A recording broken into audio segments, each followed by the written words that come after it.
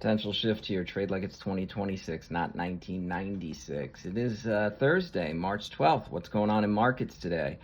We've got two twin fears occurring: spiking oil prices and a troubling private credit market. And both are very valid bearish concerns.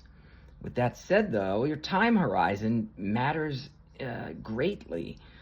If you're a scalper, for instance, macro events such as this, they don't matter whatsoever. If you're a long-term investor for months, the fundamental events like this are everything to you. Now, I'm a day trader. Macro things like oil and private credit concerns are not a huge concern for me. If you're a swing trader, they're going to be more important. So your time horizon matters greatly in how much value you want to put in these very real bearish concerns right now.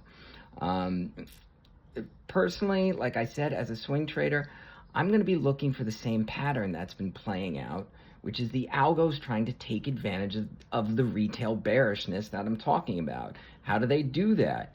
They're either going to buy right off the open if the bearishness is strong enough, or off the open, they're going to dip for, say, 20, 30 minutes, give or take, draw in more bears, and then you'll see a mid-morning spike higher as the algos try and flush out weak bear hands, all right? So that's what I'm going to be looking for.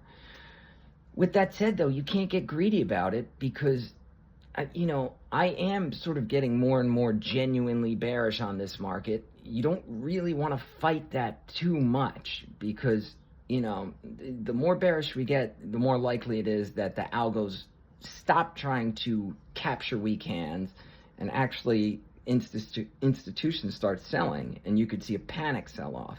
So I don't want to rule out a panic sell-off today.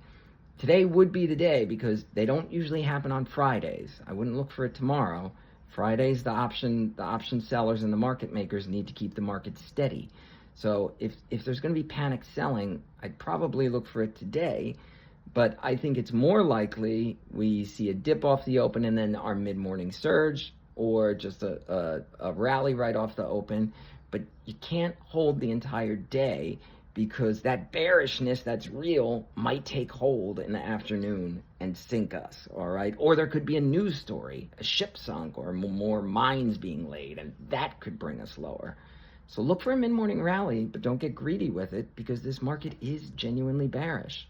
So stop trying to pick winners, start trying to be a winner. Good luck, guys.